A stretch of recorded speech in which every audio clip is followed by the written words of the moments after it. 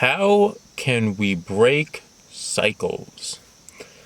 The answer to the question is actually quite simple. The best way that I have learned to break a cycle in mental workings is to simply observe the cycle. No other action is needed. All you need to do is simply observe the working from a neutral standpoint, and slowly it will dissipate. So all you have to do, let's say you don't like thinking about carrots. I don't like thinking about carrots because when I think about carrots, every time I think about my little baby brother or sister that was a miscarriage, and I simply need to observe the notion of carrot. We call him Carrot for various reasons. He's probably going to pop out as a ginger. So observe the working. So all you need is to observe from a neutral standpoint. Not positive, not negative. Second off, I'm not your guru. Third, just let it happen. Just let it be.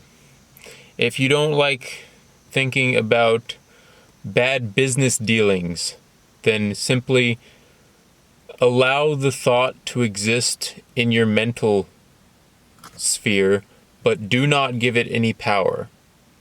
And slowly it will lose power. It'll burn itself out, is what it'll do.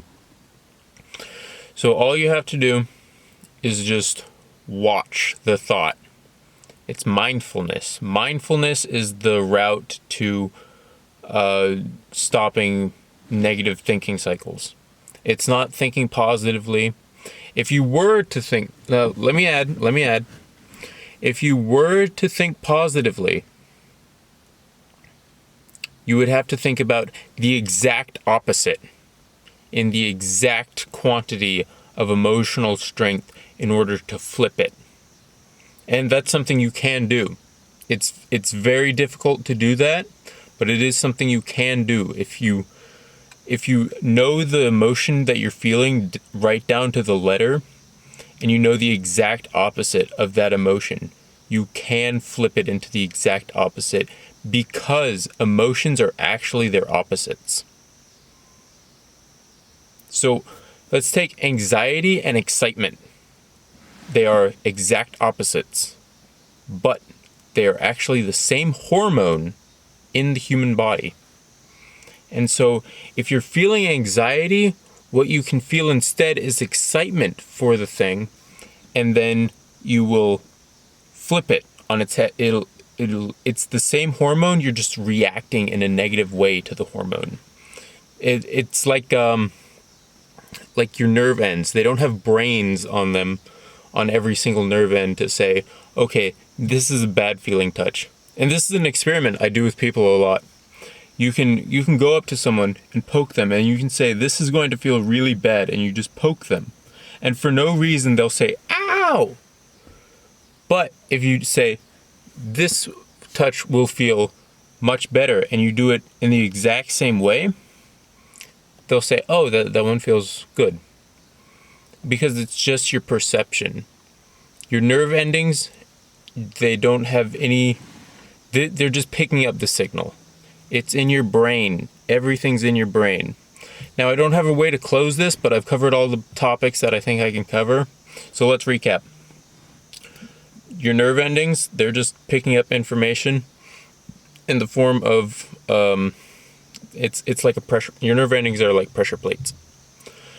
And we also talked about how you can flip your emotions. One that I like to talk about is that guilt is actually gratitude. You can't feel guilt and gratitude at the same time, just like you can't feel anxiety and excitement at the same time, because they're exact opposites.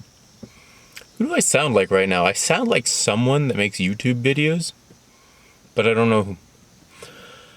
So, yeah, emotions are actually their opposites, and, right, we talked about observing emotions.